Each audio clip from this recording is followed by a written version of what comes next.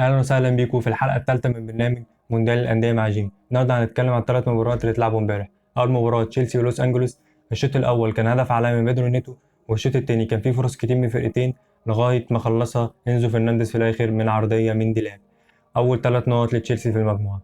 تاني مباراه كانت بوكا جونيورز وبنفيكا. المباراه خلصت 2-2. دي بالنسبه لي كانت احلى مباراه في البطوله حتى الان.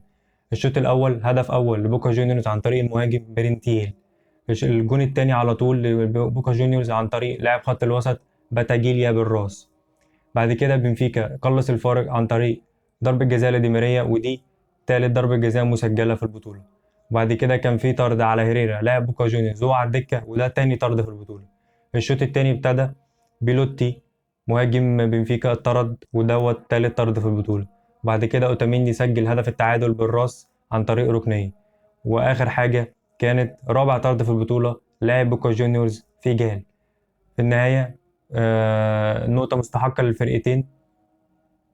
مباراة جميلة بصراحة. تالت مباراة كانت فلامينجو والترجي، مباراة خلصت 2-0. الشوط الأول أول هدف لفلامينجو كانت عن طريق لاعب خط الوسط المهاجم أراسكيتيا. الشوط التاني كان فيه الهدف التاني من فلامينجو اللي هو خلص الماتش، كان عن طريق الجناح أراخو أرتو. جون حلو بصراحة. ملخص الماتش: فلامينجو أول 3 نقط ليه. الترجي كان ليه فرص بس قليلة ومعرفش يستغلها. سؤال الحلقة: مين أفضل حارس في ال3 مباريات اللي اتلعبوا؟